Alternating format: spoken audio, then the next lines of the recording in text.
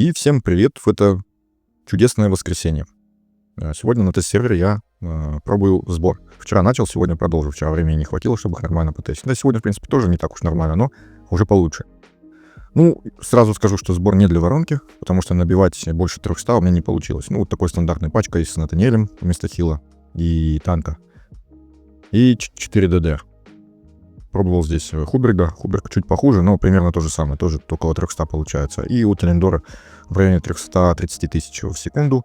У Филта 250-260. Больше я никак не мог выкрутить. Живут они 8 минут, около 8. Натаниэль, просто не вытягивает больше. Умирает и все. Так как у нас сбор сильно переработали, давайте почитаем скиллы. Посмотрим, как они работают, в чем механика и что изменилось. Ну, для тех, кто знает, как было раньше, а для тех, кто не знает, с нуля посмотрим. Давайте начнем с оленя. Мы его называем олень, но это ларентиль. Хотя, если он ларентиль, это не значит, что он не олень, да? Так вот, что у него главное? Его главное вот такая вот ульта. Это наш баффер сбора. Вообще, механика называется сбор, начну с этого. И вот такая вот ульта создает домен на 15 секунд, когда союзники расходуют в нем эффект сбор при использовании абсолютных навыков, увеличивает готовность их абсолютных навыков на 25%. Мощная штука, которая ускоряет всю пачку. Следующие эффекты будут применены по порядку в зависимости от количества повторений эффекта сбор. А вот в чем сильное изменение у сбора. Оно в том, что у нас теперь нету одного бафа сбор, который накладывается в виде бафа и который используется соответственно. То есть снимается баф и идет усиление скилла, который мы используем, когда у нас есть сбор. Нет такой теперь механики. Точнее, механика такая же, но сам сбор, он теперь уже не баф, а что-то типа статуса. И теперь он не один, а их 3 уровня. И вот мы смотрим, что у Ларентиля за 3 эффекта. В зависимости от количества вот этих сборов. Их теперь максимум 3 штуки может быть. Они накапливаются до 3 штук. Когда у нас один сбор, союзники в сборе получают эффект увеличения шанса крит удара на 30%, на 10 секунд. Мощно? Мощно. 2 сбора уже 40 секунд. Ой, 40%, а не 30. И когда у нас 3 сбора, мы еще к увеличению шанса крит удара получаем и увеличение шанса, не шанса, а крит урона на 30%. То есть очень хороший баффер. Ульту 25%, когда расходует сбор. Именно при использовании абсолютных навыков, да. И вот такие вот бафы хорошие. Пассивка у него, она, я считаю, не важная, наносит 360% атаки, урон сияния врагам в зоне действия. Когда союзник использует заклинание, расходующее сбор, время перезарядки этого навыка сбрасывается. Вот это вот свойство, как будто бы он дамагер. Какой он дамагер? Да, он поддамаживает там что-то. Я не знаю. Но это точно не дамагер, а у него скилл вот это чисто, как будто бы он урон будет наносить. Не будет он наносить урон. Конечно же, по сравнению с, допустим, там Телендором, Филта или Хубергом. Если у вас там будут рарки какие-нибудь, то, может быть, да, он сможет значимый урон нанести. А так, нет. И пассивка у него после полной перезарядки абсолютного навыка героя дает всем союзникам одно повторение эффекта сбора. Тоже, как и ульта, это вот важное его свойство. То есть он всем даст сбор, когда наберет ульту. И когда этот сбор потратит, используя ульту, он даст перезарядку ульты, опять же, и бафы. В зависимости от количества сбора, который на нем висит. Кто у нас еще? Второй у нас баффер. Это Алтон. Ульта у него. Усиливает героя на 10 секунд. И в течение этого времени каждые 2 секунды случайного врага выстреливает одна сфера, наносящая 100% атаки, урон сиянием и дающая 60% на, шанс наложить один эффект сбор на случайного союзника. Следующий эффект, то есть 2 секунды, каждые 2 секунды 10 секунд, то есть 5 сфер. И 5 раз есть 60% шанс, что мы наложим сбор на случайного союзника. Насколько я понял, я проверял, случайный союзник имеется в виду союзник из вот этой механики сбор, потому что я не видел, чтобы на Натаниэля, допустим, или еще кого-то не из сбора накладывался сбор. А у нас так было, кто не помнит, в нашей версии игры, что мог герой не из сбора получать сбор. То есть мы впустую его тратили. И вот этот рандом, он, честно, сильно напрягал. Следующие эффекты также, вот к этим эффектам, то, что он стреляет этими сферами и дает сбор с определенным шансом. Следующие эффекты будут применены по порядку в зависимости от количества. И вот эти вот 3, также 3 уровня, в зависимости от количества сбора на нем. Первый уровень. Урон каждой сферы увеличен до 120% атаки. Урон сияния. Второй уровень. Интервал стрельбы сферы уменьшен до 1. Вот это вот уже интересно. Первое, если нас вообще не интересует, потому что он, опять же, он не дамагер, он не будет наносить основной урон. Он баффер. И вот второй эффект нас уже интересует. Интервал стрельбы сферы уменьшен до 1 секунды. То есть за 10 секунд Он уже 10 сфер будет выстреливать и, соответственно, 10 шансов получить, ну, раздать сбор. Это уже хорошо, это уже хорошо. И третий эффект: при наложении эффекта сбор на цель дополнительно накладывается одно повторение эффекта пылкость на 10 секунд.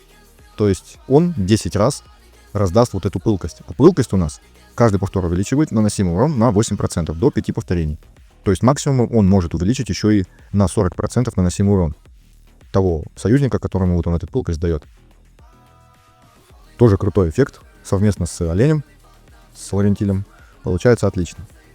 Пассивка у него: когда союзник при сборе использует эффект сбор для активации абсолютного навыка, за каждое повторение эффекта сбор союзник получает одно повторение эффекта пылкость. То есть тот же самый эффект пылкость, который на 8% каждый эффект повышает урон до 5 повторений. Отличный эффект. То есть нас алтом повышает урон наших главных дамагеров. И боевой скилл: выпуская случайных врагов 3 сферы, каждая из которых наносит 100% атаки урон сиянием, при этом герой с 30% шансом может получить одно повторение эффекта сбор. То есть он сам.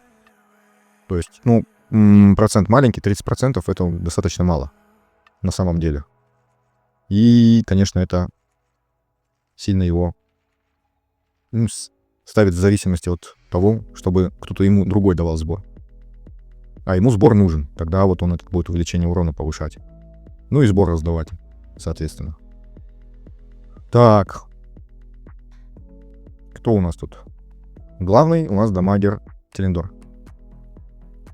Телендор у нас ультой вызывает лунный дождь на 6 секунд. Направляет луч лунного света, который наносит 120% атаки случайному врагу каждые 0,25 секунд.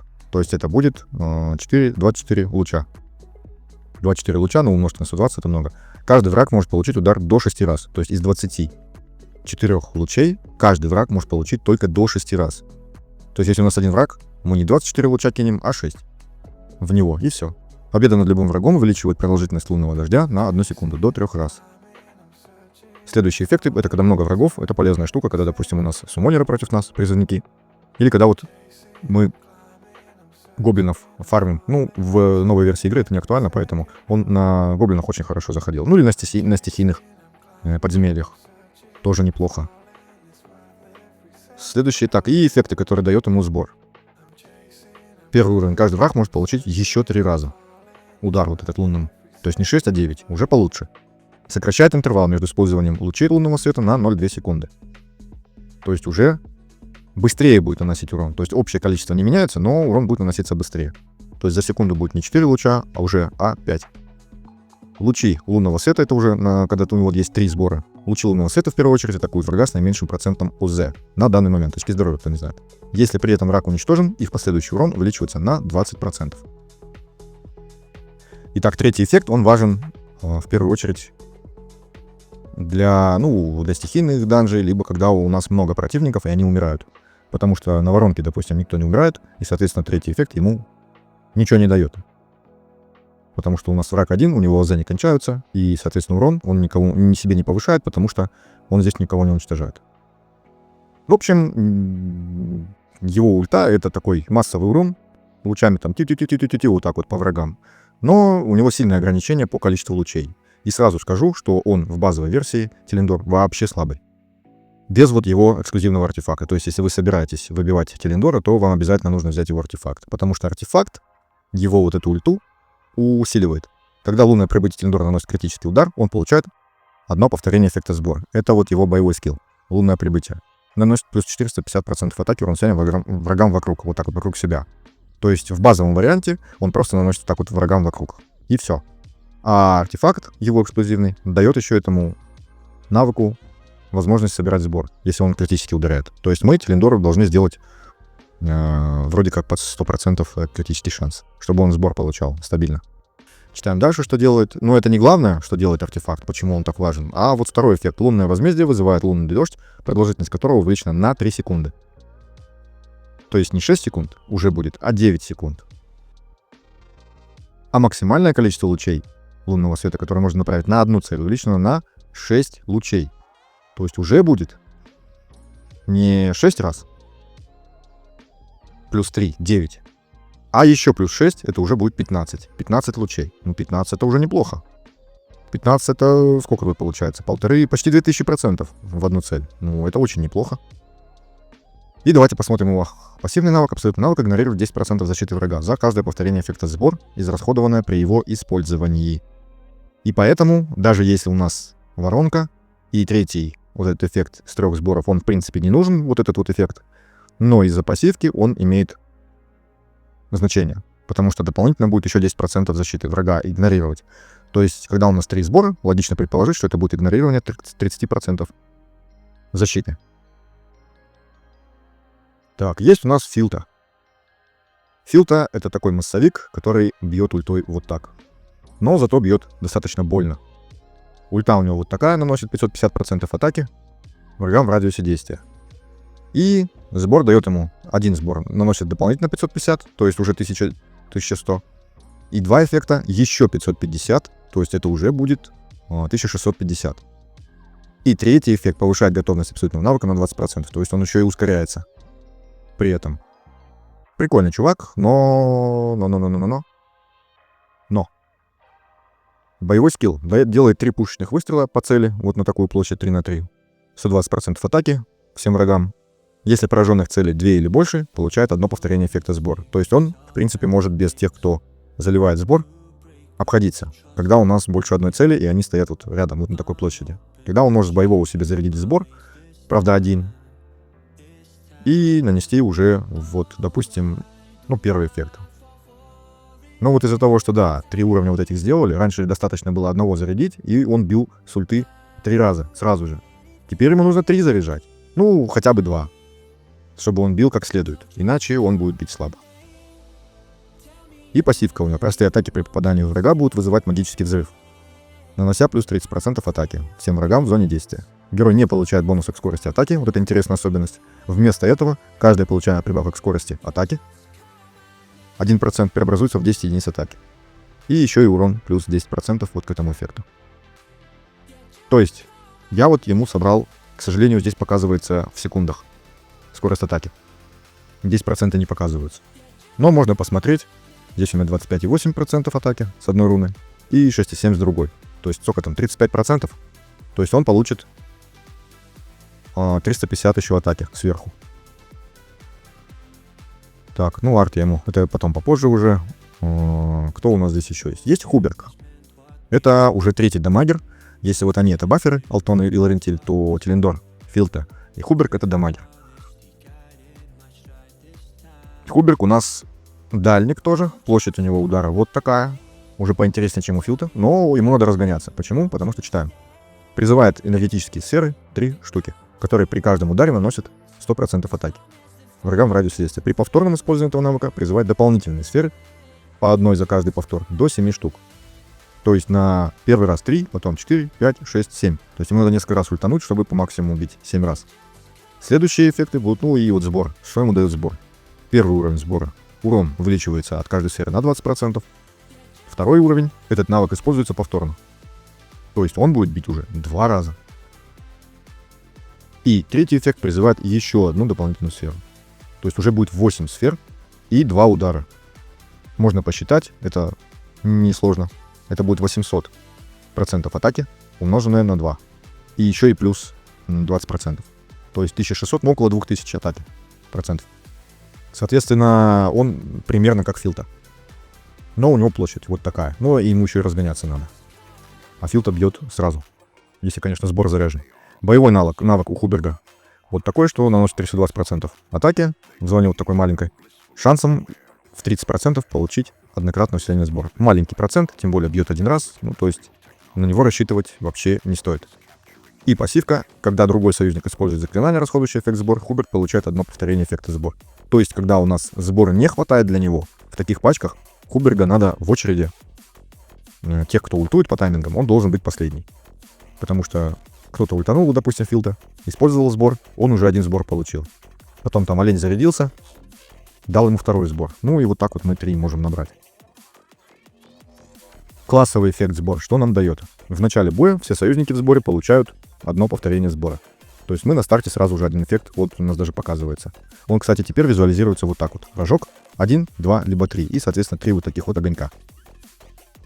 Когда у нас 2 человека не 2 человека, а 2 героя из сбора на поле боя После этот эффект активируется каждые 30 секунд. То есть мы на старте боя один получаем, и потом каждые 30 секунд еще по одному каждый раз будем получать эффекту. А когда у нас их 3, мы будем получать каждые 20 секунд. То есть, если мы не будем ускоряться как-то, то мы стабильно будем получать сбор перед ультой. Это прикольно. Но мы будем ускоряться, потому что иначе мы будем бить слабо. И поэтому этот эффект не будет постоянно нас заряжать по одному эффекту.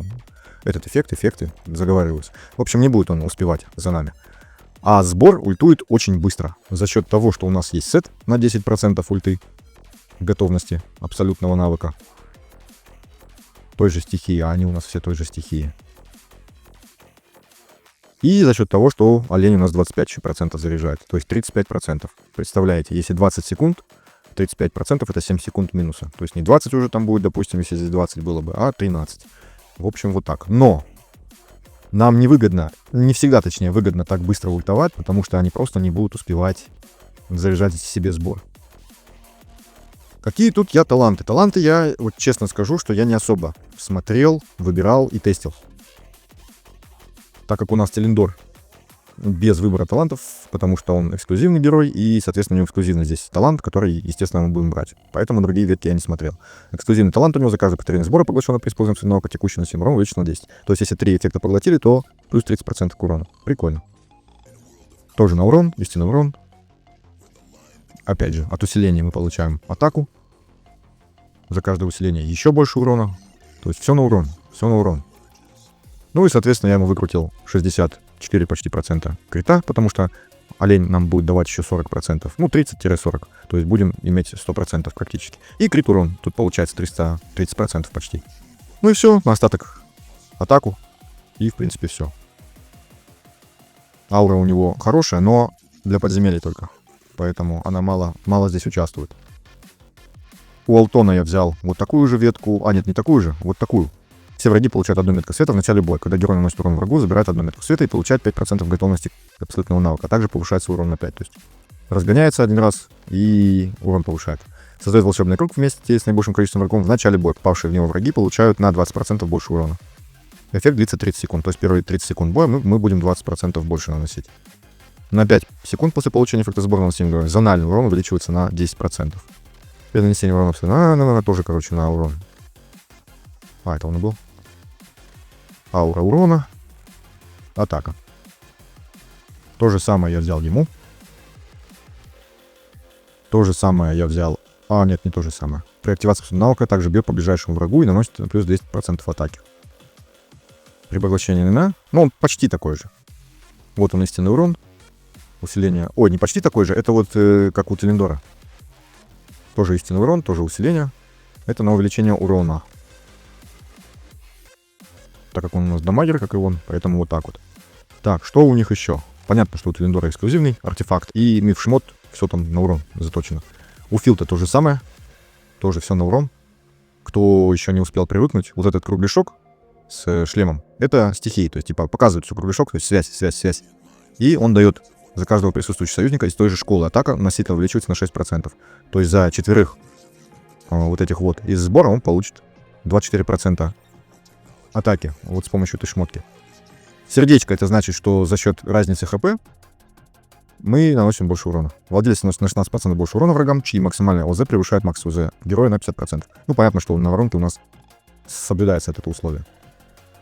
Также это может соблюдаться против танков. На арене, допустим, если они в хп, ну, в очки здоровья выкручены. И вот эти вот скрещенные мечи, вот с этой штучкой, это когда у владельца 100% очков здоровья наносимый урон увеличивается на 25%. То есть тоже увеличение урона, когда у нас полное здоровье. Таким образом изобразили вот этот значок, чтобы мы понимали, что это тот бонус. Ну и привычный для нас уже вот этот значок, это повышение урона на 30%. Единственное, что у нас было 35, а здесь 30. Повышение урона по врагам, на которых наложен штраф к защите. Поэтому штраф к защите у нас никуда не делся. Он всегда у нас должен быть в пачке. И это останки ведьмы, естественно. Я их повесил на Алтона, потому что он неплохо с ульты вот этими сферами накидывает. Когда у нас врагов немного, он накидывает хорошо разлом. Вот у него точность. Ну и остальное я ему побольше урона чуть-чуть там добавил, чтобы он хоть немножечко поддамаживал. И одна шмотка мифическая на хил, чтобы он еще себя подхиливал немножечко. Здесь ему чуть побольше УЗ. Тут не суть важно, потому что он здесь не наносит урон, и Лучше бы, чтобы он жил чуть подольше. Лорентилю то же самое, только сет вот этот. На ульту и тоже миф шмотка. И тоже тут сколько смог. Ему еще атаку выкрутил по максимуму, ему точность не нужна. Поэтому я ему выкрутил на максимум атаку и дал орган. Чтобы он еще 10% этой атаки раздавал дальникам.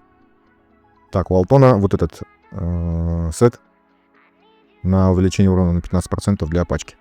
Стихийный урон. То есть 2 баффера, 1 сап, который лечит, защищает и танкует, и 2 дамагера. Такая классическая в обновленной версии игры пачка. Ой, как долго же я это все рассказываю, да? Когда же уже действия какие-то будут?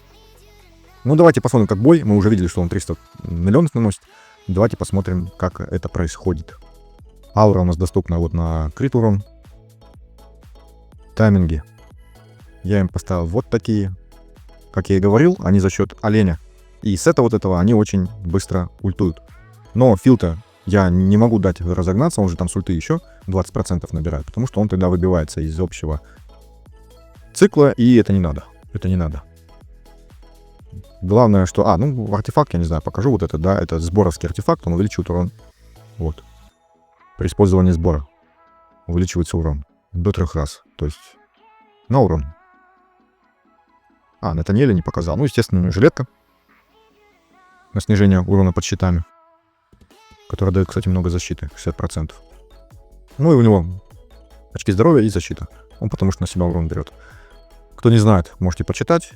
Я думаю, что мало кто, наверное, не знает, какие у него навыки. Мы его установим, на всякий случай проговорил особенность. Он с ульты дает щит и баф защиты. И еще боевым снимает ослабление одно. И дает длительное восстановление. И плюс еще подхиливает, когда усиления заканчиваются. То есть он неплохо хилит, дает щиты, за счет артефакта снижает урон. Я на всякий случай ему еще вот эту шмотку поставил, которая за счет наложения щитов снимает 1 дебаф. На всякий случай, если вдруг как-то вот она не сработает. Хотя она сработает. Боевой скилл тут как бы по времени всегда попадает. Поэтому эту шмотку не обязательно здесь ставить, конечно. Давайте мы вообще ее уберем сразу. Потому что она здесь действительно не нужна. Поставим ему на неуязвимость. Вот такую вот на неуязвимость. Кто не знает, на 3 секунды дает неуязвимость после получения смертельного урона. Но так как он, скорее всего, будет получать смертельный урон, когда уже будет 150 стаков, насколько я помню, по-моему, 150 у босса, то босс при этом уже игнорирует неуязвимость, и ему это не поможет. Но на всякий случай поставим. Я вообще ему на отхил ставил, но это ничего не меняет. Он все равно умирает в одно время. Так, тайминги я показал, это все показал. Вроде все показал, да? Ну, давайте попробуем побить его.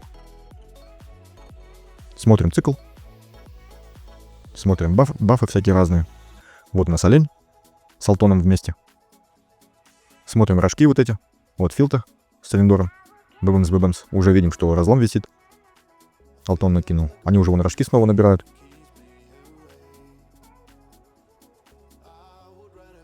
Вот Натаниэль снял дебаф боевым скиллом. Натаниэлю, кстати, я тайминг не ставил, потому что он здесь не нужен. Ну и цикл повторяется, соответственно. Главное, на что мы должны обратить внимание, это сколько мы собираем сборов и какие мы бафы получаем. Видим в статусной вот этой вот, в статусном меню 3 сбора, 3 сбора, 2 сбора, 2 сбора. Сейчас вот олень, хоп, видим, что уже по 3. Видим, что увеличение крит удара на 40%, крит урона на 30% и пылкость, вот этот Алтона эффект на 8% урона, каждый эффект. 3 эффекта, 4. А там максимум, напомню, 5. И сбор, опять же. Олень с Алтоном 3 сбора накопили. Телендор, филта 3 сбора. Опять баф он появляется. Давайте еще раз, и, наверное, хватит.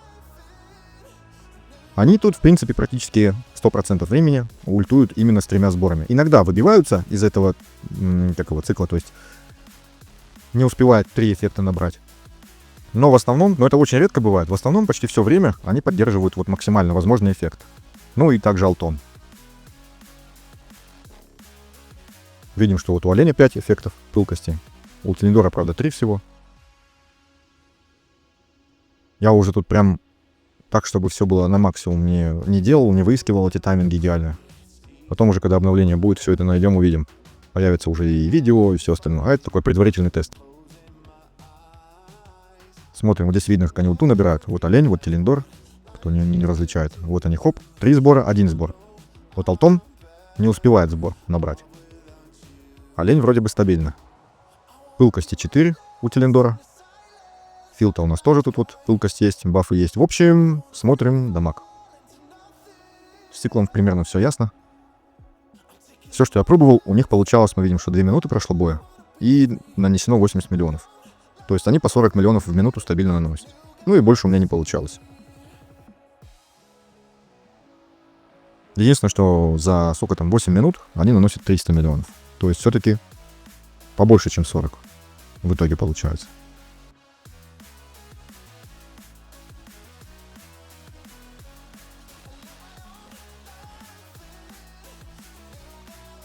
Это уже у нас 3-я минута идет.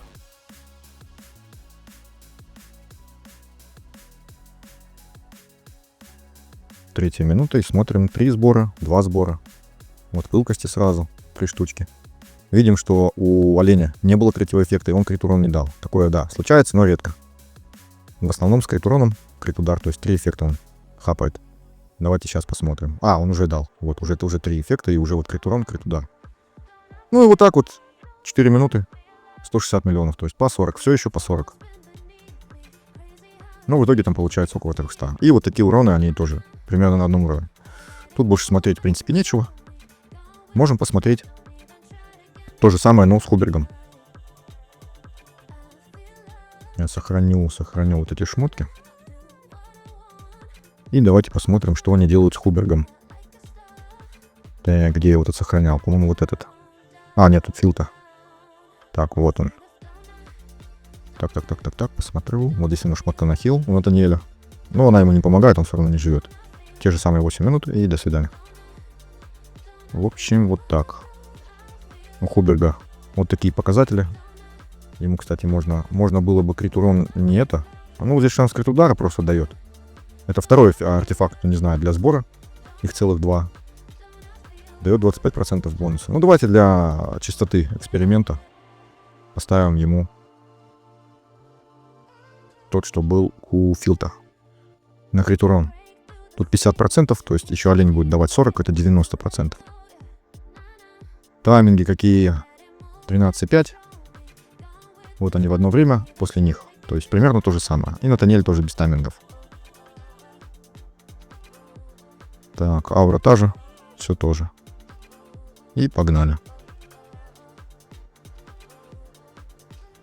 Замечу, что сбор показывается статус. Вот на них эти рожки. Как их назвать еще? Рожки, ну да, рожки. Макарошки нет. На макарошки не похоже. На что еще похоже?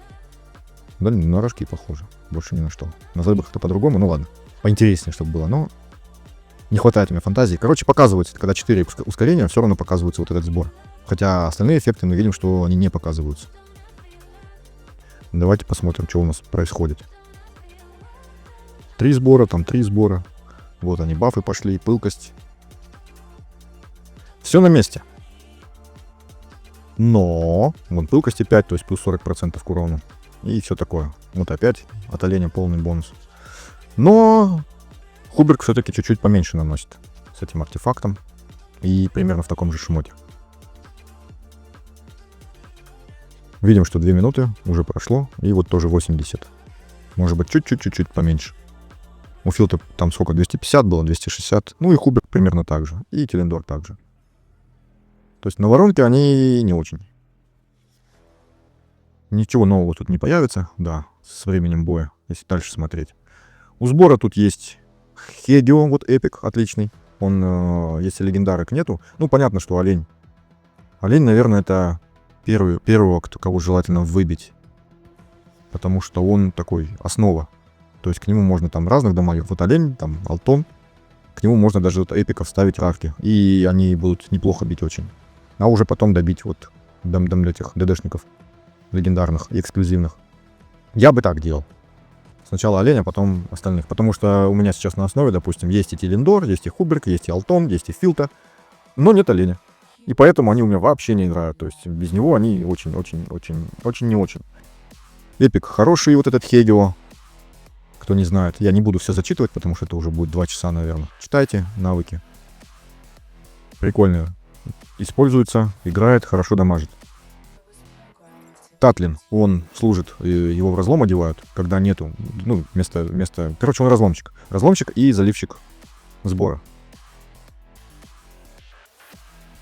Тоже бюджетный, хороший вариант для пачки сбора. То есть, допустим, там на тенях 22 миллиона можно набить с помощью этих без проблем. С помощью эпиков. И Велби. Тоже отличный демагер, это, можно сказать, бюджетный хуберг. Часто ультует, хорошо дамажит. Такие у него навыки. Про этих ничего не скажу, потому что я ими не играл дотошно прям. Да и, в принципе, не видел, чтобы их использовали. Я думаю, что играют они. Вот помню, что вот, как ее называть, Мартина. Не служанка, служанкой, по-моему, ее называют. Она неплохо урон наносит. Тоже бюджетный такой вариант, неплохой для сбора. Но она милишник. Есть с этим некоторые проблемы. Это бафер. Бафер сбора. Это тоже такой бюджетный вариант кого-то из них. Вот, Алтона либо Оленя. Ну, только для одного чувака, насколько помню. Да, союзник у нас с наибольшей силой атаки. И на 8 секунд всего. Ну, и вот этим можно, да, там урон наносить. И этим, то есть 22, когда надо миллион нанести в этих тенях, то почему бы и нет. Так, а что здесь еще посмотреть? Ну, на воронке тут нечего, в принципе, мне кажется, смотреть. Ничего интересного я здесь больше с ними не покажу. Попробовал я арену. У нас, к сожалению, здесь, да, пока нечего показать, не отбили воронку. Но здесь чуваки, которые с плюс 5 пробудами, с Тиамат багованный, по 4 миллиарда наносят. Я вот не понимаю, зачем. Но это же тест-сервер. Ну вот чем вы занимаетесь? На что вы время тратите? И то же самое с ареной. Я тоже вот этих людей не понимаю, конечно. Вроде бы тест-сервер, а зачем они вот это вот делают? Для чего? Что они тестят при этом? Я не знаю. Вот смотрите. Ну, плюс 5. Ну, Тиамат багованная. Ну, вот и зачем? Ну, зачем? Топ-1 держать, а зачем? Топ-2 держать, зачем? Что мы здесь тестим? А вот я хотел, вот реально полезно было бы посмотреть на то, как вот с сильными пачками сражаются вот какие-то механики. Тоже вот, ну, здесь уже более-менее, потому что не на максимум, и хотя вот она тоже плюс 5, но там они одеты плохо. Ну, хорошо было бы, конечно, если бы ставили адекватные пачки, вот без этих всех плюс 5, ну, для кого это, не знаю. И вот страдают этой фигней, хотелось бы, конечно, чтобы нормальные были пачки, чтобы можно было как-то хотя бы приблизительно посмотреть, что могут разные механики на арене. Ну, если, конечно, эта механика предназначена для арены. Так, ну, вот смотрите, Инфернал. Более-менее у него здесь, правда, полуголые они, но не все. Ну, Тиамат вот с эксклюзивным артефактом плюс 5. Ну, шикарно, да? Я составил вот такую пачку. Почему я поставил плюс 5 ему пробуду? Ну, потому что надо как-то конкурировать. Я ее сделал пробуду, а ее здесь не показывают. Чтобы ускорение было побольше. Ну и живучести, соответственно. У него тут живучесть и вот немножечко ускорения. Только и всего. Больше никому пробуду не поставил. И Гришнара я поставил, потому что очень сильный танк. И опять же, надо конкурировать как-то. А он повышает живучесть. Ну и, кто не знает, Сагамир прикольный чувак. Потому что у него есть морковка. Ха-ха. У Сагамира есть морковка. В запасе всегда. И морковка это, кто опять же не знает, хотя ну кто же может не знать, ну не знаю, может новички. Длительное восстановление на 10 секунд нас не особо интересует, увеличивает готовность абсолютного навыка на 20. Вот это нас интересует с пассивки. С интервала в 12 секунд. Это отличная пассивка. И вот это его основная функция. Я ему тут побольше живучести дал, ускорение и неуязвимость. Шмотка на неуязвимость. Видите статы? Гришнар у нас, понятно, танкует, тоже неуязвимость и побольше живучести. Ну и, соответственно, все то же самое вот у них. Этим я дал неуязвимость, потому что с боевого скилла тут эти мегапробуды жирные, они могут вынести их. И что у нас здесь происходит? Аура на 30%. Фишка вообще сбора, я считаю, что в их скорости. Ну и такая, не то что гибкость, но разнообразие. Там есть разные герои у них, прикольно, типа Гиллен, допустим, в сапах, которые могут подойти для разных ситуаций. Видим, что мы не справляемся. Благодаря вот этой вот даме. С крылышками и с хвостом. Но почти. Беренгар просто на старте боя вот нам дает вот этот статус, который вот сейчас пропал, который снижает урон наносимый. Ну, сейчас она уже раскормилась за счет пассивки багованной, и мы ее уже не пробьем. Как, в принципе, и Беренгара. Поэтому здесь не вариант. Но, кстати, я их побеждал. Единственное, что я бой до конца не играл, чтобы можно было показать, как они дерутся с ним. Я билеты тут уже все потратил, поэтому немножечко осталось. У меня же здесь есть наград. Я их тоже забрал, блин. Ну ладно, я их забрал уже все. Давайте еще раз. Потому что я его побеждал. Здесь Филта, наверное, будет получше.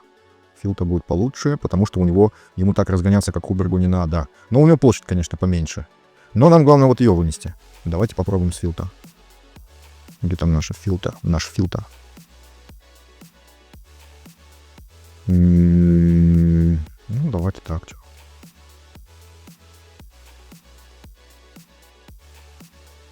Хуберг. Так, ну, давайте вот так. На всякий случай ему крит добавлю, чтобы мало ли там оленя убьют или еще что, он бафнуть не успеет. Попробуем вот так. И у Сагамира, кстати, здесь такое же правило, кто им играл раньше. Такая фишка, что Сагамир будет пассивку, вот эту свою морковку давать тому. Сейчас. Не буду сейчас это во время боя рассказывать.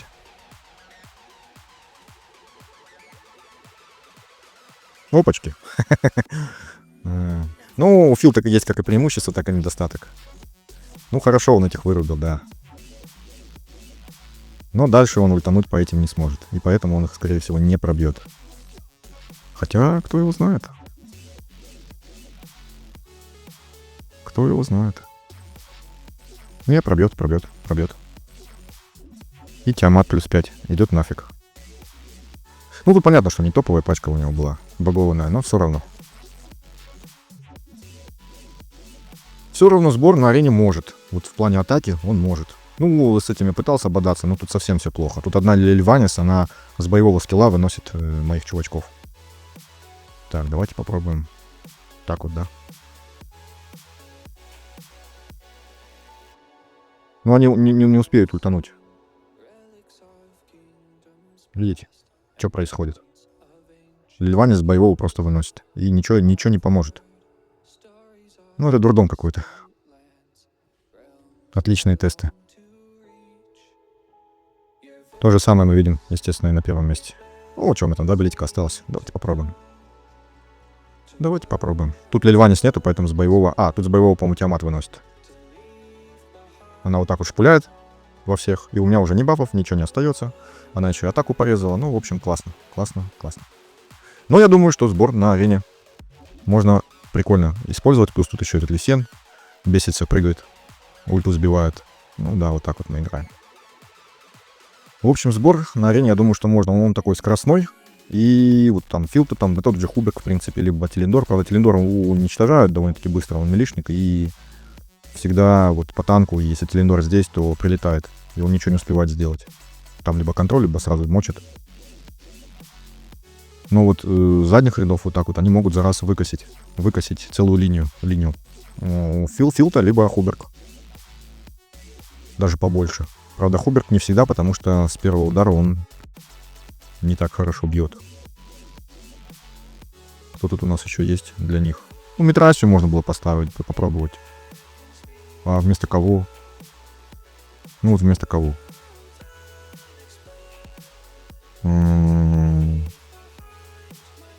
Тогда урона не хватит, скорее всего. Да и, блин, какой смысл Митрасию ставить? Я вон 6 сезонов отыграл, у меня только рейта есть из эксклюзивных сапов. Какая тут нафиг Митрасия? Понятно, что я далеко. Так, не то. Понятно, что у многих она есть, но мне кажется, что у большинства ее все-таки нету. Поэтому с ней теста я не вижу. Тем более против багованных пачек. Какой смысл? Да, где там наша Митрасия? Я ее не поставил.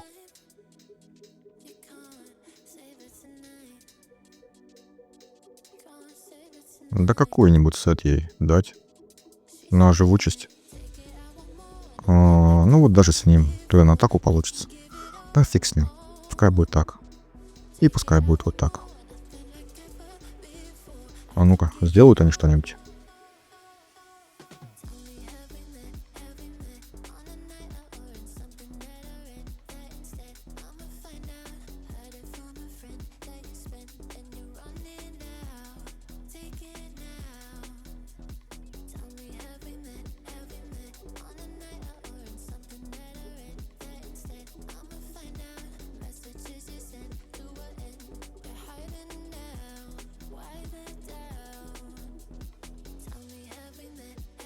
Ну, они сделали, но ненадолго. Но почти. Почти. Можно было бы, конечно, поиграться и сделать. Ну, понятно, с Митраси это получше будет. Тут, как видим, столько урона не надо, чтобы и Алтон, и Олень. В общем, можно было поиграться, но у меня уже билеты закончились. Так что, короче, на арене они играют. Я думаю, что играют. Ну и в PvE режиме они тоже, в принципе, играют. Почему нет? Я, правда, не знаю, на ком показать. Давайте покажем. Кстати, скажу, что эти-то у нас связи не до конца прокачаны. Ну вот Свету я чуть-чуть качну. Снижение урона. Но сам урон не до конца. Поэтому это еще не максимальный такой урон. Так, а вот там данные. Допустим, Гарпия. Тут как раз много целей. Давайте посмотрим. Так, а что тут у нас? Ну то же самое. Только артефакт заменен. Давайте оставим как есть. И смотрим, что у нас здесь хила нету, никого нету. Но есть такой вот чувак с копытами.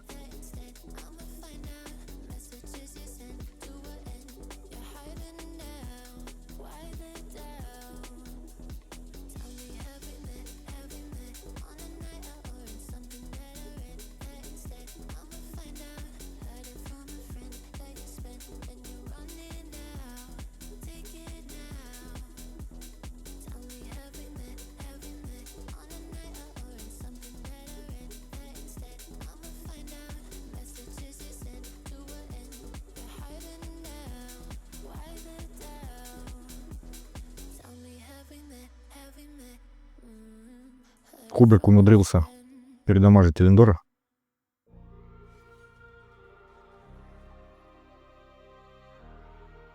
Так. И, кстати, обратим внимание, как живет конь. Если бы вот я ему на неуязвимость поставил, у него вот такие статы, уже почти 5000 защиты, куча здоровья, и сет еще, который подхиливает. И вот как он живет. И плюс 5 промуда. Тоже внимание хочу на это обратить. И он живет вот так, то есть его пробивают практически сразу.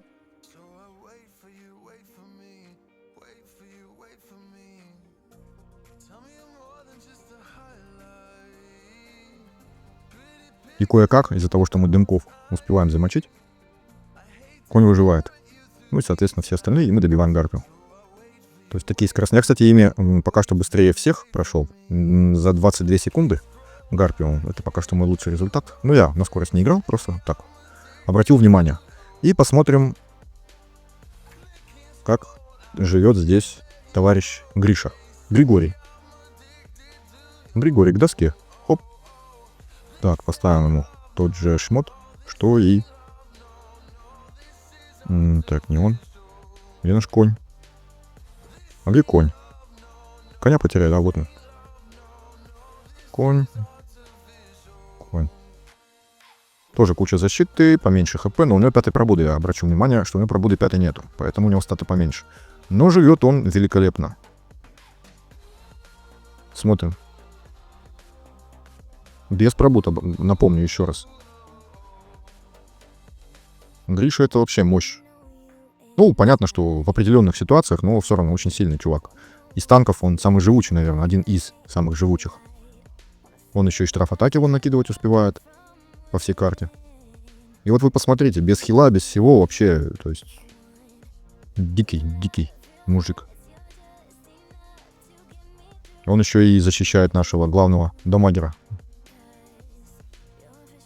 Гриша мощь. Хотел бы, чтобы он у меня был. Для сравнения, кого здесь для сравнения?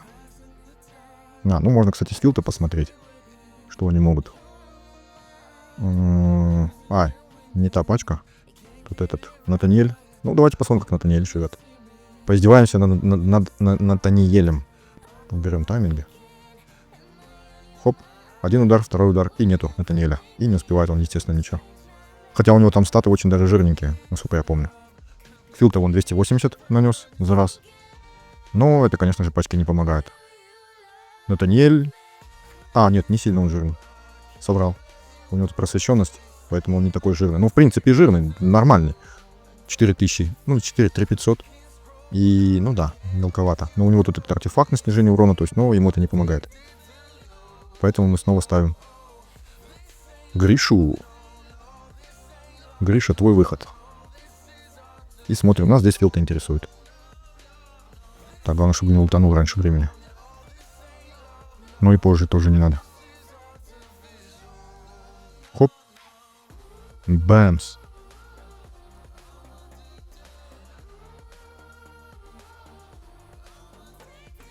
Ну, Цилиндор в итоге выскочил вперед. Ну, когда надо за раз вот так вот много урона нанести по определенной площади, то филт очень даже хорош. Я им в первом сезоне, помню, фей проходил с одной ульты. С одной ульты он выносил в ноль вот всех, кто попадается на эту площадь. Я ему карты одевал, которые гарантированный крит дают. И в крит урон здесь и атаку делал максимально. Так, кого мы тут для сравнения тут воткнем? Или давайте их еще потестим. Нет, сразу сравнить надо, а то непонятно, наверное, будет. Контингент. А это что? Так. Так. Ну, давайте их. Давайте их. Тут, правда, на долгий урон. Да, вот эти сеты. Это на долгий урон. Где наш всемогущий Гриша? Поставим их сюда. И погнали.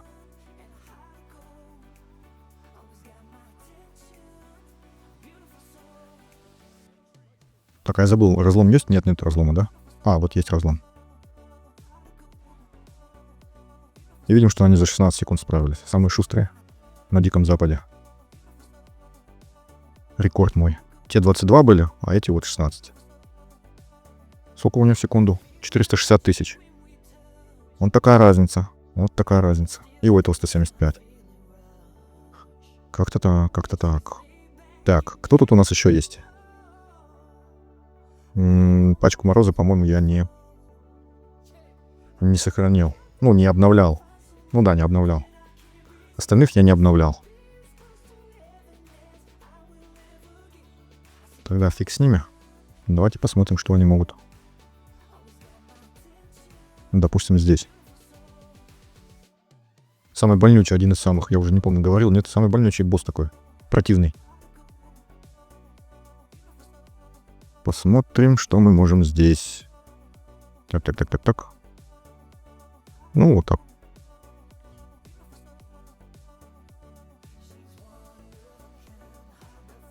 Пам-пам-пам.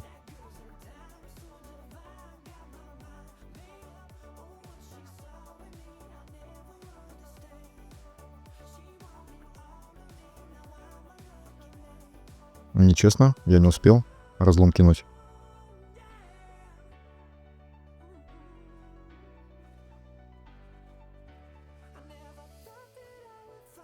Теперь успел.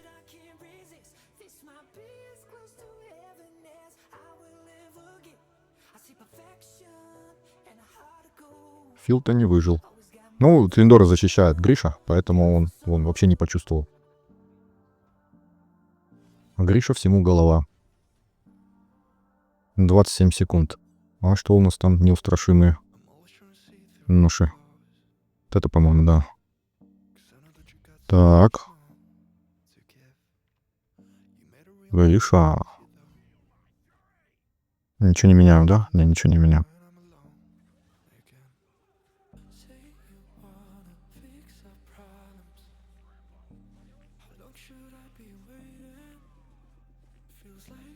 Даже ультануть не успел.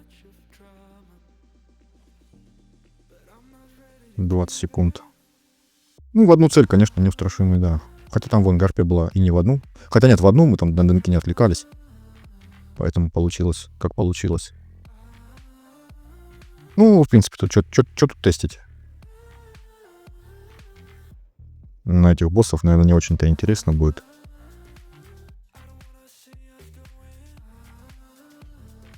Так, а вот здесь, наверное, Танель даже пригодится. Он снимать будет дебафы вот эти.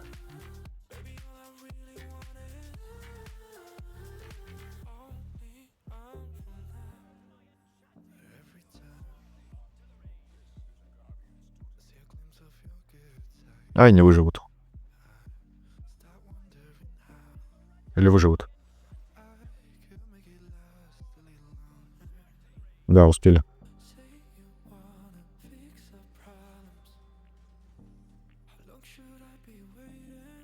Так. И уже добьем тогда. Хоп.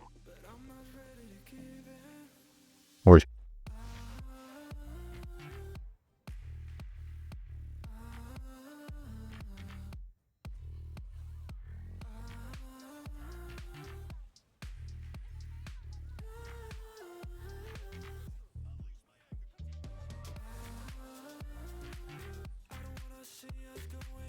Примерно то же самое, да, как и на остальных. Так, давайте для разнообразия. Небольшая пауза. Пауза. Пауза в виде лудоманская пауза. У нас здесь вот такой баннер, да? Баннер. Не баннер, а баннер. Но на самом деле не он меня интересует. Хотя он меня тоже интересует, но не он меня интересует. Вот этот меня интересует больше, потому что здесь есть вот эти чувачки. Давайте посмотрим. Может быть, мне что-то упадет из них. Ну, долго я не буду, чисто 300 откручу.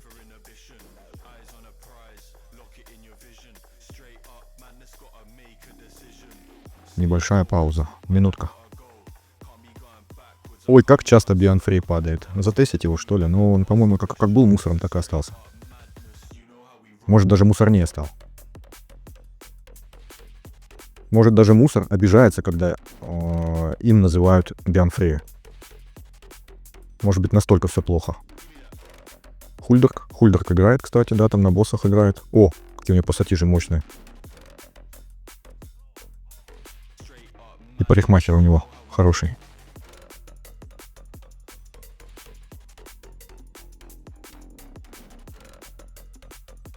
Опять Хульдерк. Ну, у нас там, в принципе, и пул-то такой. Хульдерский. Хульдорский. Торин, которого дадут бесплатно в первом сезоне. Агок, которого многие хотят. Люсьен, который у нас в первом сезоне на арене играет. Еще Агок. Агок, кстати, очень много падает. Агоков. Как-то они... Ой, а я уже перекрутил, да? Да, я уже перекрутил 60. Ну, ничего хорошего не упало. Ничего хорошего не упало. Ну, давайте, не знаю, Кандера. Хотя, может, Гарику надо было. Ну, такой же беспонтовый скин у него. Ну, кому-то, может, понравился. Ну, мне, конечно, вообще. В тряпках что-то стоит. Ну, какой-то танк. Еще и меч большой. Ну, и что он защищать может? Ай, ладно, не суть. Это же всего лишь дизайн. Что докапываться.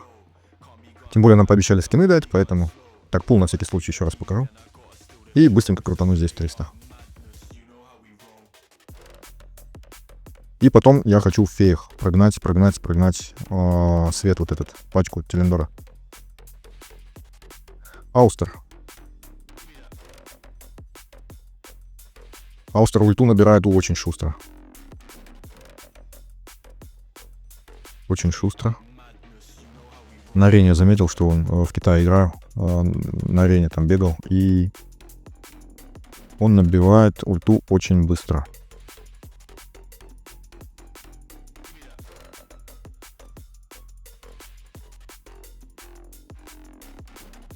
Тарево.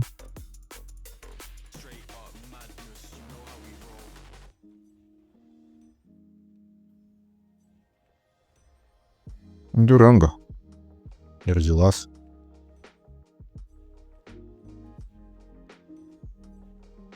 Так, а сколько я уже подкрутил? Уже, по-моему, 300 есть, да? Да, 300 уже есть, 320 даже. Так, кого я там хотел максимально? Ну, Телендора, наверное, попробую, да, на максималку сделать. Просто интересно, насколько он сильнее станет. В общем, как-то так. Не падают эксклюзивки без гаранта. Так, а что я по-моему, забыл сказать, проговорить, так сказать, ротацию. Проговорить ротацию. Почему? Точнее, не почему, а какая цель у нас, да?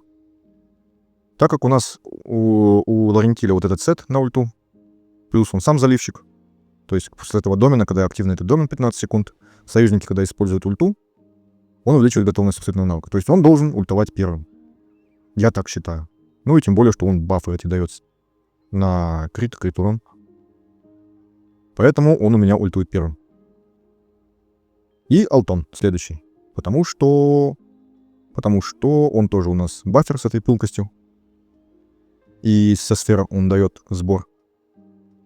Поэтому Алтон ультует вторым. Ну, либо они одновременно.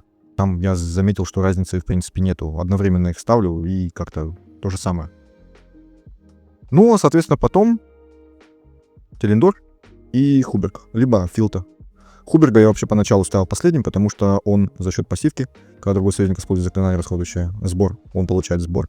Вот из-за этой пассивки я его ставил последним. Тогда он 100% с 3 сборами бы ультовал. Но так как я обратил внимание, что он постоянно с 3 сборами, то я уже не стал ставить его последним. Но если у нас пачка похуже была бы, вот допустим без них, то был бы смысл ставить его в конце.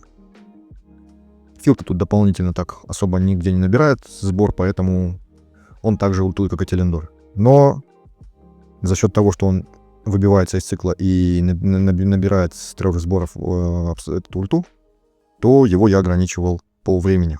То есть максимальному вот этому. Ставил как у всех, чтобы он не убегал вперед, иначе его урон падает. Ну, в принципе, все. Натаниэль, так как он с боевого очищает дебаф, то я проверял как бы и с таймингом, и без одно и то же. Даже без тайминга чуть-чуть получше. По-хорошему ему ультовать надо и щит кидать, и баф защиты где-то вот здесь, я так думаю. То есть перед молнией, перед этими ударами. Ну, я также с Адольфусом делал. И чтобы еще баф защиты захватывал вот здесь участочек, когда бьют ему. А боевой вот за этот промежуток всегда успевает очищать дебаф на защиту. Потому что здесь 5 секунд и еще 5-10 секунд. Он как-то всегда попадает сюда, в этот интервал боевой. Поэтому больше я тут ничего сказать не могу. И давайте пробежимся феем, посмотрим, сколько они смогут. Марафон будет. Такой небольшой забег. Забег. Здесь с толпы начались, но так как попытки ограничены, то я до высокой сложности не дошел, до 12-го. Тут всего, кто не знает, по 12 этажей. И мы здесь фармим вот эти штучки. Кто не знает, это закалка. Каждая баночка на свой параметр. Вот крит урон. Вот здесь вот здоровье. Здоровье опять же. Крит урон. Ну вот. И кто опять же не знает, я здесь на тесте еще, по-моему, не показывал. На китайском показывал, по-моему, а здесь нет. Мы заходим вот в шмотки, улучшения. И вот закалка есть. То есть, когда мы до 20 сделали, то мы можем второстепенный параметр качнуть еще. То есть добавить к нему еще какое-то значение. И чем у нас лучше качество вот этого пузырька, тем, соответственно, больше у нас возможный бонус. Видим, да, что 1.4, 2.6 и 4.8. Крит урон вот такие красненькие. Где у нас здесь мифы? У меня мифа еще нету, потому что я еще не дошел до сложности. Ну, вот так это выглядит. Эти пузырьки, они... Тут написано, что если мы качнули, а получилось меньше, чем было, то мы можем отменить с помощью этого пузырька. Ну, вот 2, минимальный. Опять 2. 4, вот, уже среднее значение. 5, еще больше. Опа, опять 5. 4, вот, меньше. И тогда, если бы у нас был пузырек, мы могли не сохранять четверку, а оставить прежний параметр 5%, то есть не потерять. А так, получается, он применяется автоматически. Ну и пузырьки, соответственно, для того, чтобы сохранить предыдущий результат. Такая вот система закалки, и для вот каждой шмотки можно каждый вот этот параметр закалить второстепенный, чуть-чуть побольше сделать, добавить этот бонус. Прикольная штука, в общем, накапливается неплохо. Руны у нас здесь такого нет. Для рун этих нету. И стихийное вот этого совершенствования тоже нету для рун. Ну, это тоже прокачка шмоток, то есть основной параметр.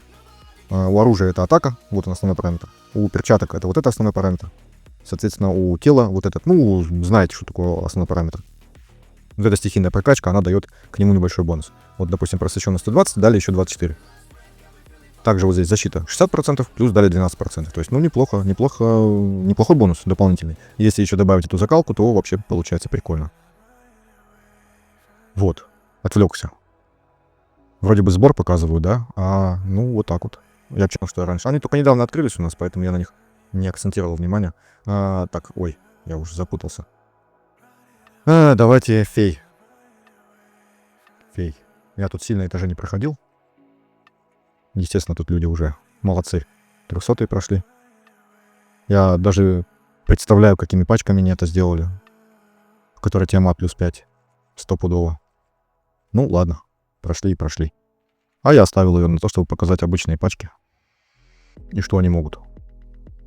Так. Смотрим. Ну, вот это давайте попробуем. Без хиллера.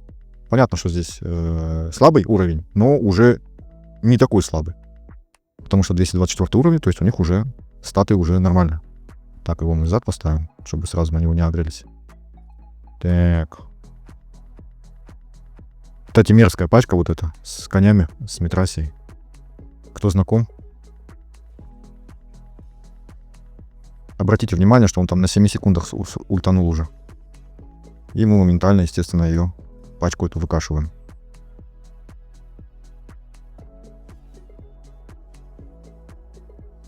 Телендор у нас главный дамагер.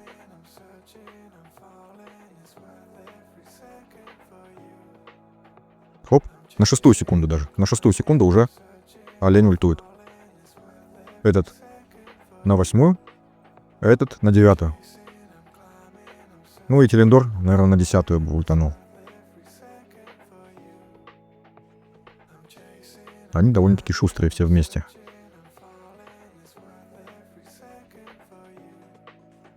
Хлоп.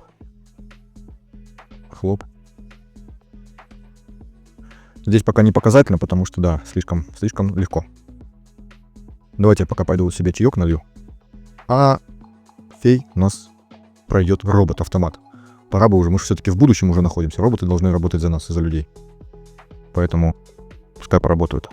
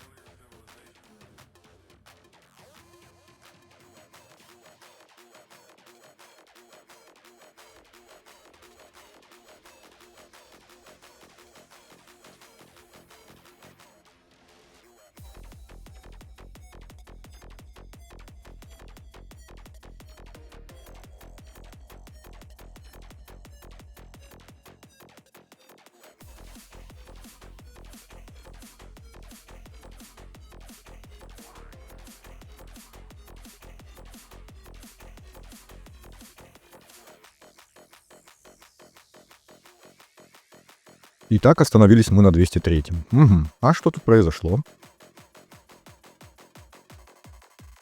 Мой имбаконь не заиграл, не успел.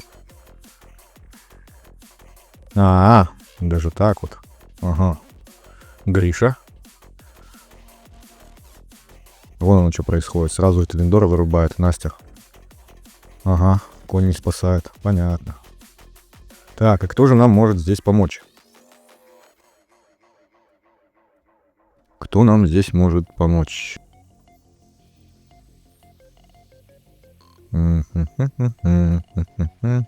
Давайте мы уберем Хуберга. Она все равно будет в него швыряться. Наваливаться. Кого-нибудь из приземленных. Ну, давайте его. Этого куда-нибудь подальше, хотя смысла, конечно, нет, он все равно попадет под раздачу. Ну, давайте попробуем вот так. А, нет, не попадет. А в кого Настя швырнулась? В коня, что ли? Так. Телендор опять прилетела. То есть были бы они посложнее, то уже не справились бы. Жаль, вот мне, конечно, вот до сих пор непонятно, но почему нельзя показать статистику противника? Ну, я хочу, вот, допустим, я новичок, который там не играл год-два. Как вот мне понять, читая даже просто скиллы у героев, кто из них там самый, вот в конкретном случае, был вредный по урону, допустим. А так статистику смотришь у врага, сразу видно, ага, вот этот больше всех нанес, этот больше всех выхилил там. Вот такие вещи. Ну, было бы, конечно, более наглядно как-то, что ли. Ну, давайте посмотрим, как они вот таким составом. О, Гарика тоже противная, очень. Посмотрим, что они сделают вот так, без Хуберга.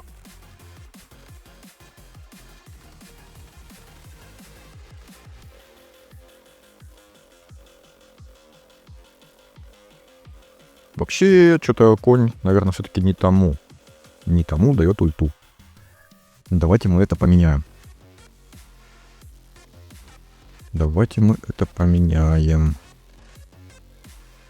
Как я говорил, вот смотрим, да? Я это так делал, я проверял, вроде бы так и работает. Когда вот у нас кто-то стоит на поле боя, и мы выставляем коня, то он с пассивки будет давать ему ульту заливать вот с этой пассивки, морковку.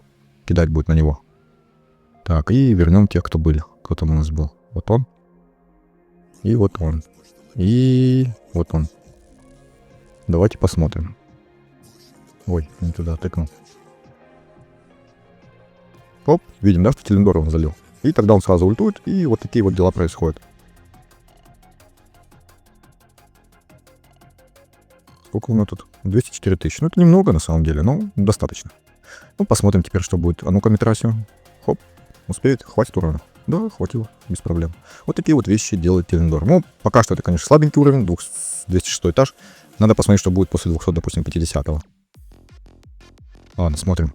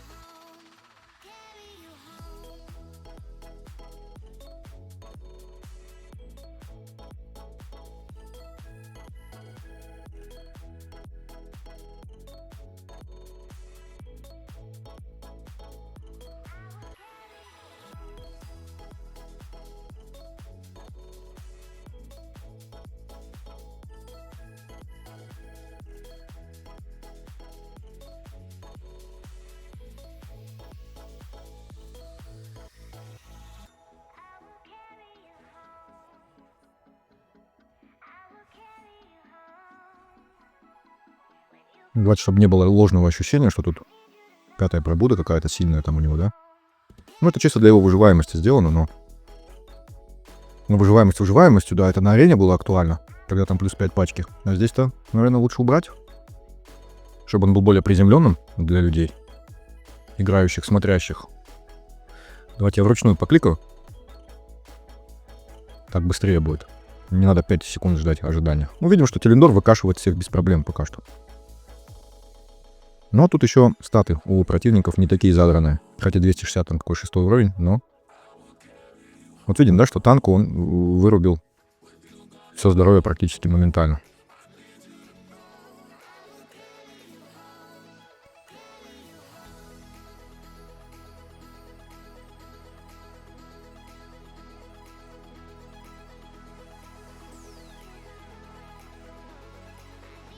Так, а что если... нет. Все нормально. Ну, сколько? 60%, да. Ему, конечно, олень нужен. Ну, допустим... Давайте, допустим... Без Элтона. Давайте, я не знаю, без Элтона. Не такое большое усиление будет. Но... Допустим, вот так вот. Что изменится?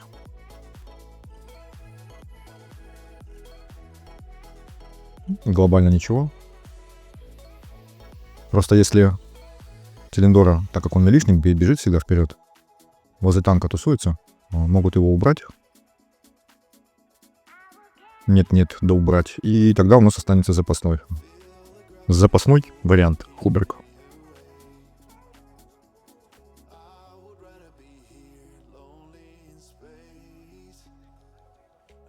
Босс у нас здесь уже толстенький. Урон по нему слабенький идет.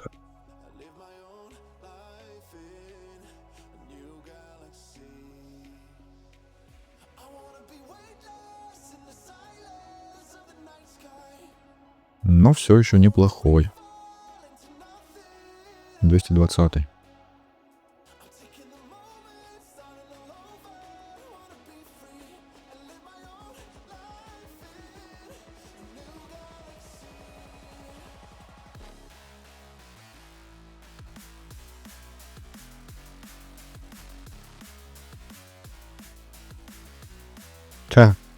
Тут у нас вообще Хуберг порешал вопросики все.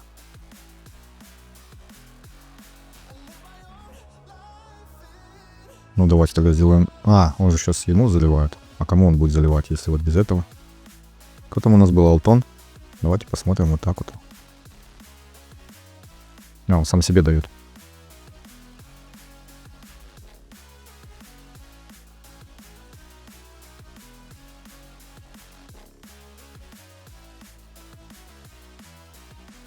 Давайте тогда снова оленя оставим.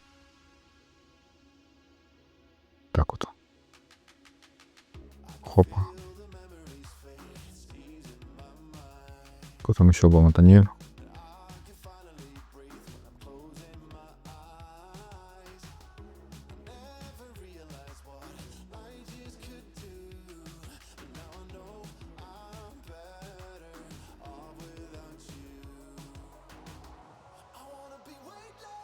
Все хорошо, пока выживаемости коню достаточно.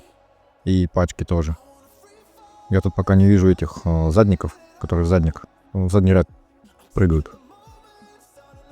И, соответственно, проблем мы для заднего ряда не видим. Выживаемости им достаточно.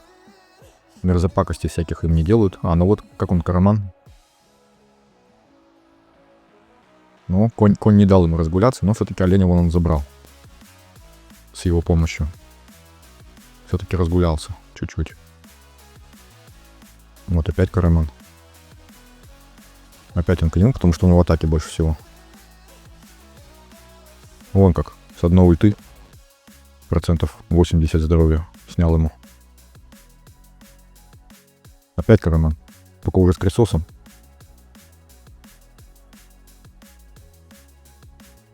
И каждый раз оленя забирают. А вот у нас и Натаниэль лег. А вот у нас и этот лег. Вот, интересный вариант. Давайте сделаем вот так вот.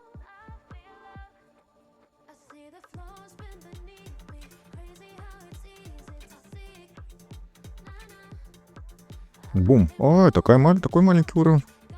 Ну там, во-первых, разлома нету. Я вот как Фил-то делал, да, карты. А у нас, кстати, здесь карты же есть. Наверное, давайте вот так вот. Вот так вот. Кто у нас там? Даже не так. Вот так вот. Где она? Вот она. Ну, тут не важно. Я считаю, не важно. Скиллы прокачаны. Шмотки. Чтобы долго не лазить, надо кого-нибудь забрать шмотки. Но мне нужно с точностью. Да, пускай даже вот эти. И вот у него. Ай, неважно. Где там точность?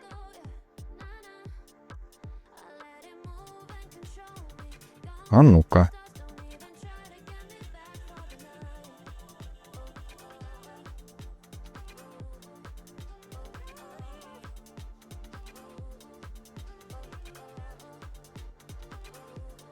Ну, тоже слабенько. Что-то слабенько.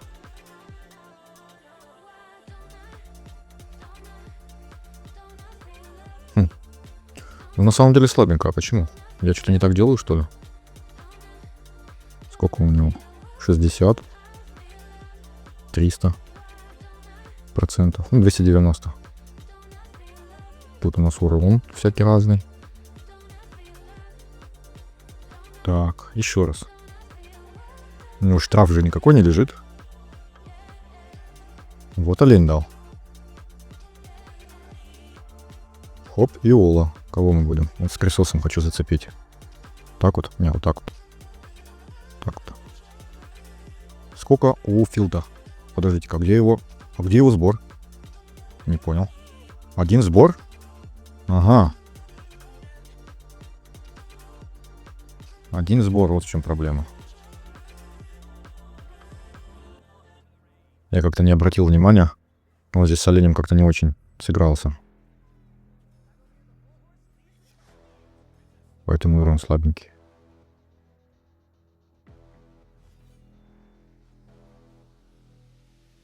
Так, ну у нас в начале боя же сбор дается, да? Ну, один сбор. В начале боя. Этот навык сбор же не использует. Тут нету никакого эффекта сбора. То есть только ульта берет сбор. То есть один эффект нам дадут. Один эффект даст он, когда полный. Вот, исполнил. Так, подождите-ка, я что-то тупил, да? Когда союзники расходуют сбор при использовании. Нет, вот я не то читаю. Ничего не туплю, все правильно. После полной перезарядки абсолютного навыка. Градусы. Ну вот, сбор второй. Первый, второй. 2 у него должно быть. Давайте вот так. Нет. Ну да. Так, а куда делись сборы? Вот второй сбор. Третий сбор. Это кто там? Нет, так, Гарика. Это Гарика противная. Хоп. Ну, кстати, Фелисити очень мало нанес. Да и вообще урон в секунду не очень.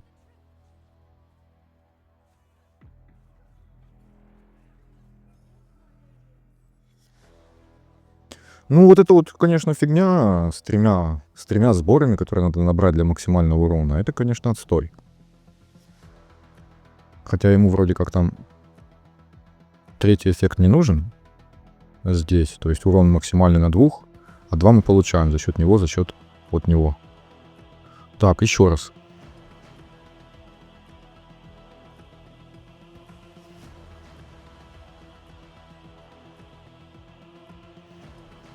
Смотрим на Лотера. У него нету штрафа защиты, но он попадает под луч. 3 эффекта.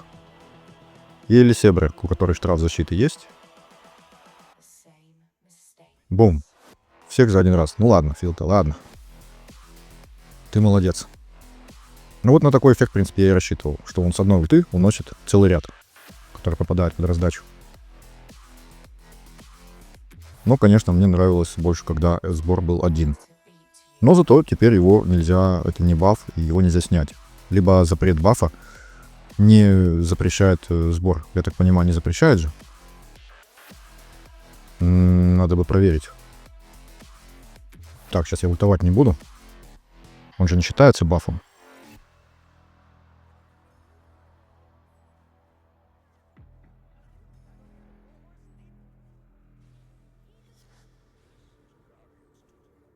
Ай, зря контроль дал. Так, надо вот так вот, в бок потратить сбор. Сейчас он мне наложит, вот. А я выживу при этом.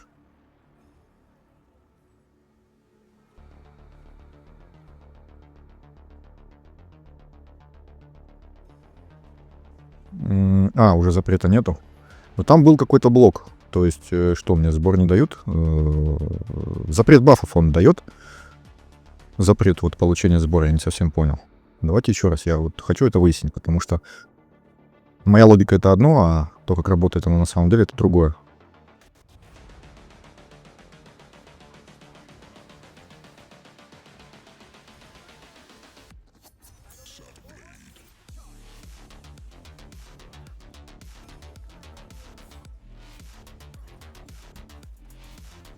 Ну, никто сбор не получает. Никто.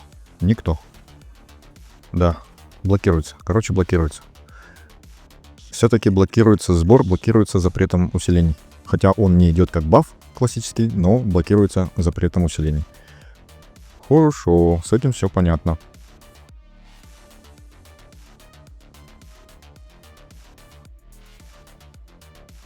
Тогда погнали дальше.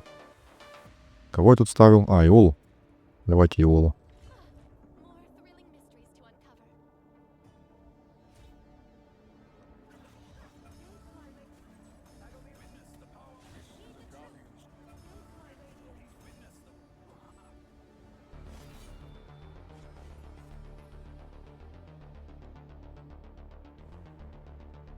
Так, ну все-таки пускай на авто.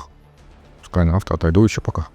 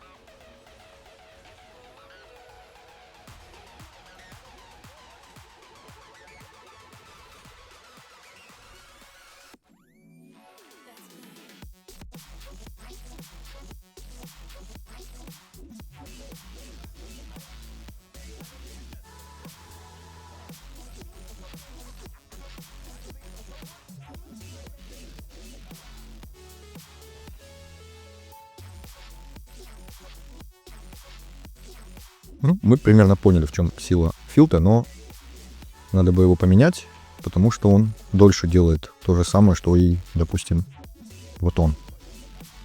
Потому что когда у него здесь враги заканчиваются на его линии ульты, то он тех бьет автоатаками, и это долго получается. Поэтому давайте вот так вот.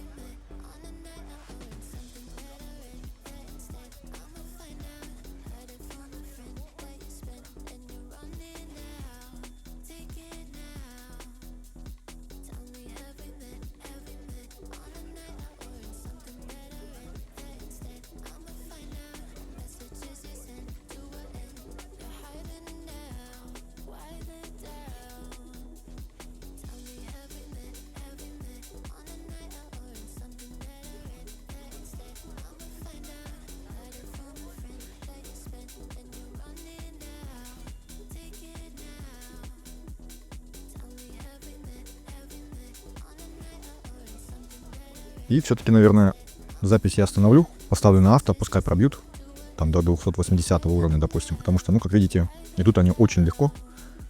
Пускай это там будет Iola, а не Alton, то есть не двойное усиление его уровня, там, а один.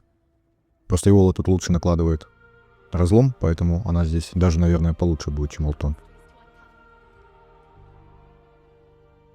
Поэтому давайте я это сам на авто пройду. А уже ближе к последним этажам, ну вот сейчас крисосы, давайте замочим.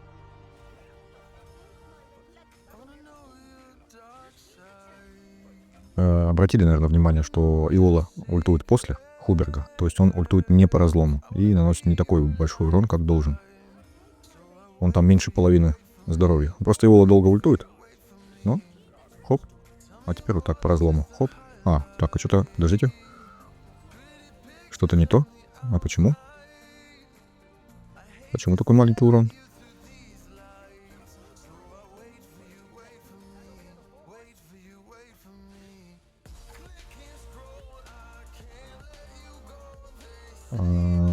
Понял, потому что крит не сработал. У него уже баф закончился. И поэтому крит не сработал. У него же там не стопроцентный шанс. Вот, а когда крит сработал, как видим, что сразу все хп забирает. Пускай даже это будет крисос. Под разломом, с одной ульты, до свидания. Ладно, пройду на авто, а там уже посмотрим. Будут сложности вообще какие-то или нет. Или они проскочат, не заметим. Я должен был показать вот этот, как его назвать,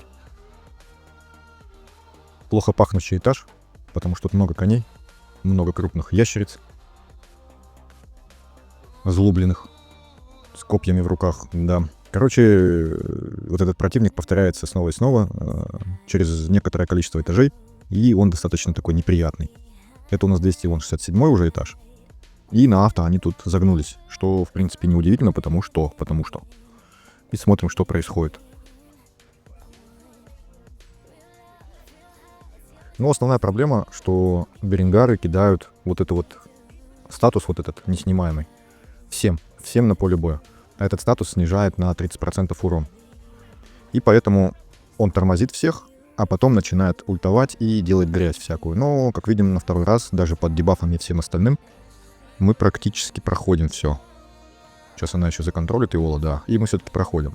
То есть, я не знаю, что они первый раз, но, видимо, не повезло. Первый раз на авто не прошли. Ну, оказывается, не такой уж... Ну, вообще, эта пачка, конечно, вот с Хубергом хорошо подходит для таких вот кучек. Для выкашивания кучек. Иола по этой кучке, да, разлом кидает. И плюс контроль. А потом Хуберг добивает под оленем. То есть, шикарно. Подходит для вот таких вот вещей.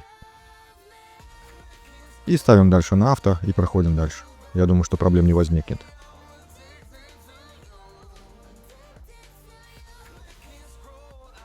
И еще один противный этаж, который к нам перекочевал из нашей версии. Кто знает, кто знаком. 3 Сагомира, Данелла и Митрасия. Для новых аккаунтов они сложности представляли. В первых сезонах особенно, да, вот проблема была такая с ними, потому что накидываются кони, да, она их там постоянно защищает от иммунитет, вешает от ослаблений, воскрешает, ну и, в общем, такие дела. Ну, понятно, что надо выкашивать Митрасию в первую очередь, убирать, но они, естественно, всячески этому мешают. И смотрим, что может наш сбор, и тоже конь с конями дерется. Видим, что они на оленя напали, потому что у него атаки больше всего.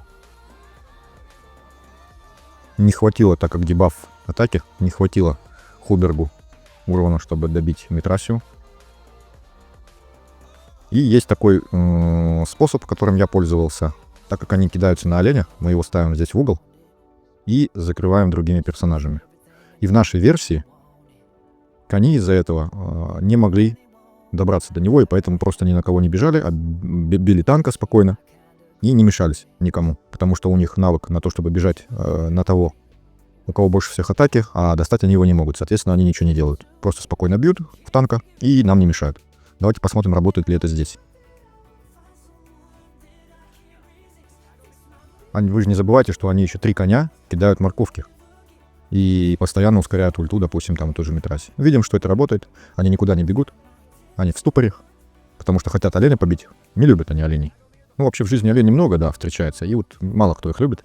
И вот кони. Кони не исключение. Им тоже олени не нравятся. Но олень на коне оказался в этом бою. Олень на коне. В общем, работает этот метод, да. И я не знаю, есть ли смысл вообще бить дальше. Потому что проблем ни одна из пачек не доставляет. Видим, что у ульта под разломом у Хуберга выносит достаточно легко. Даже самых жирных.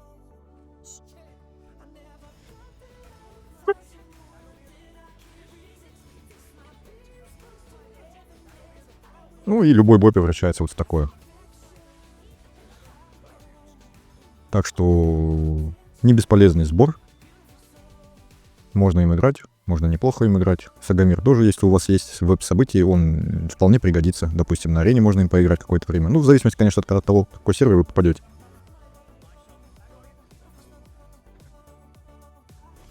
То есть на серверах новичков, там, конечно, можно поиграть, там поразвлекаться, то есть разными составами, и в зависимости, конечно, от донатеров, которые там будут. А на серверах ветеранов там уже будет мало выбора. Я думаю, что там будет одна и та же пачка в топе, на арене на той же, в разных вариантах. И эта пачка, скорее всего, будет через Хвитар какую-нибудь. Либо, может, даже через Латера, потому что он там с боевого больно бьет. Но я попробую сбором поиграть, потому что мне нравится вот такая механика, что они шустрые, там что-то разгоняются быстро. Прикольно.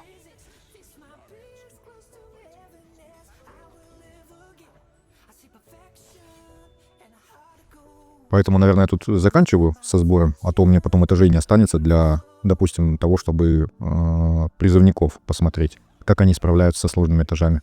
А я хочу их посмотреть, потому что они тут самые, как это сказать, неоднозначные, что ли. Такие под вопросиком, потому что с Тиамат они хорошо играют, мы видим во втором сезоне. Да, вообще с Тиамат как бы там любая, даже без связи стихий, пачки играют. То есть и Горение там играет, там я кого там я еще видел, не помню. Но видел, что даже без связи стихий боссов бьют очень сильно с Тиамат. Поэтому там не только призыв с ней хорошо сочетается. В общем, со сбором, я думаю, все.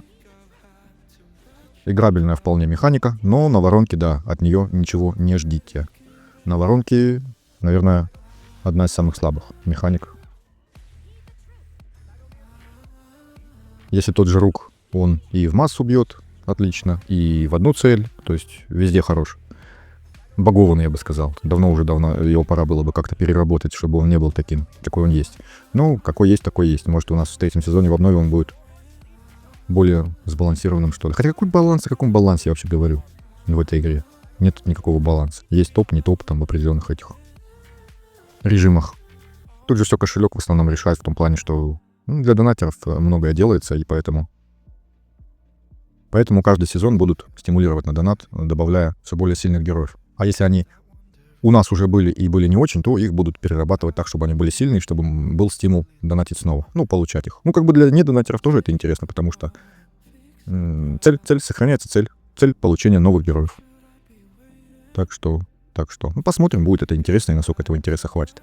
Ладно, всем пока. Очень затянул видео, конечно. Попробую на монтаже это все урезать, ускорить. Всем спасибо за просмотр. Всем удачи и всем пока.